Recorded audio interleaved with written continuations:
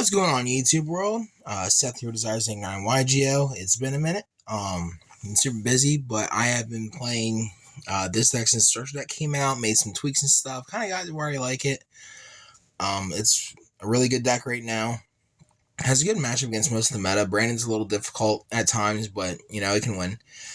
So I've gone to locals the last 2 weeks. Talked both times.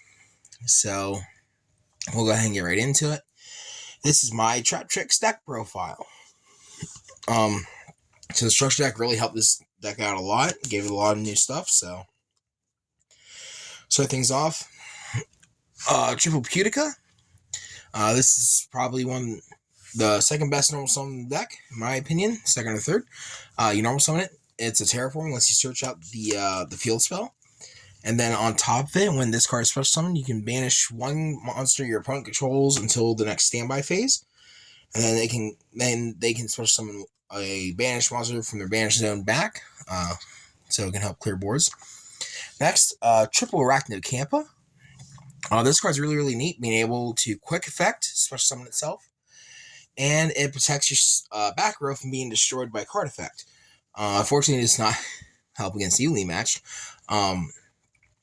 But if your opponent decides to go Harpy's Feather Duster, you can chain Arachnid Kappa, special summon it, and the Duster just kind of fizzles out. It's a free extender too, which is also super, super nice. All you gotta do is control another Traptrix monster, which 99% of the time you're going to. So that's pretty cool. Next, easily the best normal summon deck, we have Triple Traptrix Mermelia. This lets you grab any normal hold trap cards, whether it's your Holtea or a Floodgate. Most of the time you're going to be going after the Holtea. Move these up a little bit. Just so you can do your combos and just kind of go off from there. So next, we have Triple Mantis. Mantis just grabs another Traptrix name from the deck. It's really cool. And when either one of these special summon, Mermelia can actually destroy a spell trap your opponent controls, and then Mantis can bounce a face down that you control back to the hand, which is really nice because if you set a card down and you special summon it, you just bounce it back, trigger the Sarah, and then you can just reset the card. So, and the next, Double Dianea. You don't really want to play 3. It gets bricky, and 1's just not enough. A normal summon, it is a monster reborn for a Traptrix monster. And when it's special summoned, you can target one set hole or one normal hole trap card in your graveyard and reset it to your side of the field. So that's really nice. And then for our honorary Traptrix name, Triple Parallel Xyz. This card is actually really, really insane. This plus any name really can, if it goes uninterrupted, just gets you into whatever you need. Helps you make Rafflesia before your fifth summons. Now you can play around in Nibiru by activating Gravediggers through Rafflesia effect. So that's always super nice. And really, this Parallel XZ can become a free rank 4 of your desire. So, and then for our hand traps, Triple Ash Blossom. You gotta be on Triple Ash Blossom because Branded is in the format. Double Nibiru. 3's too many, I feel. I do side a third one. But I never really missed having the third in the main deck. So that's it for monster for the deck. Next up, the only spells I played, Double Traptrix Garden. So this card's really cool. It's almost like a Gemini Seraphonite. When it's on the field, you can conduct one additional normal summon of a Traptrix monster, which is very, very cool. And then you can also banish one monster you control and summon a Traptrix or special summon a Traptrix from your hand or graveyard. Secondary effect does come up off and on.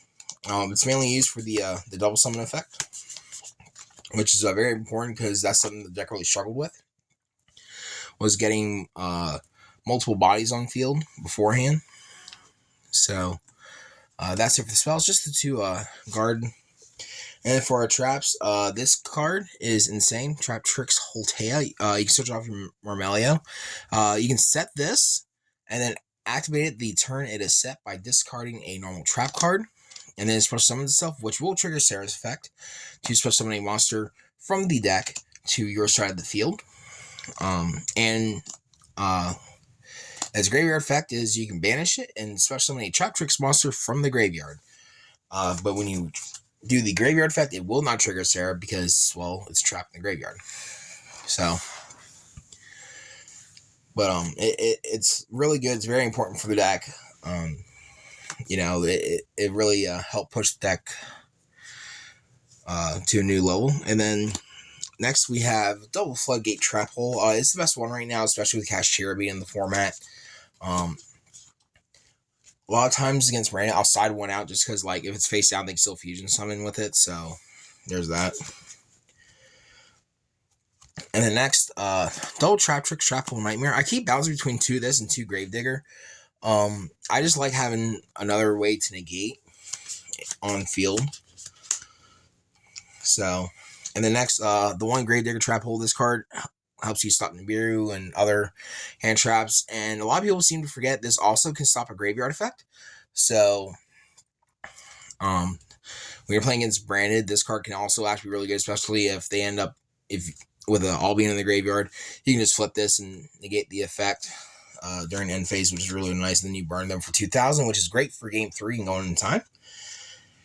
And then for the last 2 trap holes, I am playing the 1 bottomless. A lot of people are cutting it. Understandable. I thought about cutting this and just doing 3, 2, 2, and 2. I haven't really decided if I'm going to do that yet. I kind of like how it is now. Very well might. But bottomless will come up from time to time, and when I need it, I have it, and when I don't need it, it's there if I need it. And the next, the 1 Terrifying Trap Hole Nightmare. This card, I have mixed feelings for. If your opponent special summon monster or monsters this turn, you can target a monster they control with 2,000 more attack and destroy it. If you have a normal trap card in your graveyard, if you have a whole trap card in your graveyard, you can also banish essentially DD Crow. So that's nice. And then next, on trap holes, obviously you gotta play Triple Infinite Impermanence, just because, I mean, it's Imperm, it's great, and you can always switch off the Holtea if you don't need it, but I try to avoid that. And then main decking Triple Evenly. This seems to be a pretty big trend right now, especially with Traptrix, because the deck will struggle going second, so it's always nice to have some going second options like Nibiru and Evenly. And if you're going first and you open up Evenly Match in hand, well, I mean, you can just Holtea it out of your hand, so it's never really dead. So that's nice. Main deck is 40 cards. And my extra deck is, obviously, you gotta play Triple Sarah. It's the Link 1 of the deck. And being able to just use your Holtea to take full advantage of it. Holtea special. And then Sarah effect will trigger to special summon a Traptrix monster. That effect will activate, and then Sarah will reactivate, allowing you to set a normal whole card from your deck to your side of the field, which is really, really nice. 1 Traptrix Octopus. If I didn't butcher that right. This card's pretty good. You can negate monsters on your opponent's side of the field based off the number of normal traps, I believe.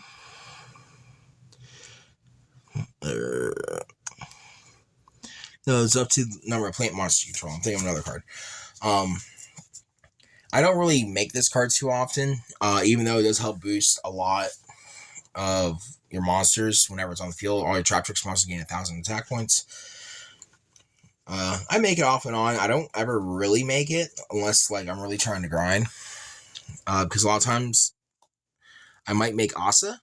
Asa's really good in the mirror match and against I got paired against a Madolche player, so they were playing Madolche Burnisil, and this card was great.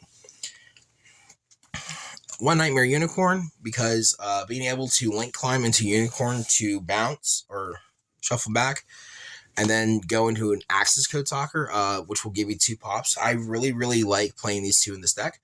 I was playing Double Pinguolia, but I cut one for the Unicorn, and it's proven to be very, very beneficial. So, really wouldn't change this package at all. I don't play the Link 2 Traptrix just because I kind of think it's bad. There's just better stuff out there I can make. So, that's it for our links. And then for our XZs, double Rafflesia. Not much to say about Rafflesia. Everyone knows what Rafflesia does. It's fantastic. Copies any trap hole from the deck by sending it to the graveyard. 1 Pinguolia. If you don't fear Nib, you can make this and just keep going further. When a card is sent to the graveyard by card effect, you can suck it up as material, and that's always great, especially when they go Branded Fusion and you go, okay, Pinguolia, and you slurp up the Albaz out of the graveyard. It's very, very fun. And then next, Traptrix Alamaris. I rarely ever make this card. Like, it's hard for me to really justify making it a lot of time just because having to detach 2 to bring 1 back from the graveyard is a lot, because she's unaffected by trap cards while she has material, and you kind of have to detach all the material to do the effect. So, I mean, it's okay. When it comes up, but, you know. The next, obviously, we gotta play the 1 Redoer. Redoer is absolutely insane in this deck. It's very easy to make with the trap card equips because of the Holtea. So, being able to non-target shuffle is fantastic. And then 1 Cowboy for game. Game 3, sometimes time wrong gets called, and you just gotta make the Cowboy to win. Next up is Baguska. Pretty self-explanatory. Sometimes your hands aren't always the best, and it's just safer to go for the Baguska pass. And then I am playing the 1 Zeus. I opt not to play Exciton because I feel like Zeus just does it better. Exciton does require a little bit of setup, whereas Zeus, all that has to happen is the Xyz monster has to battle this turn. So I feel like Zeus is just easier to set up and doesn't take as much resources, and it can wipe out the entire board. So, and it's a lot beefier than Exciton Knight. So it's definitely got that going for it. But that's just my opinion. I did try the Exciton out. I didn't really care for it. I have actually liked my list a lot more after I had cut it. So, but yeah, so that's it for my Traptrix deck profile. Please like, comment, subscribe. Find us TCG Player, Facebook. We do have an Instagram now at Desires89YGO. Check us out there. I post some really cool cards. And on that note, we will see you guys next time.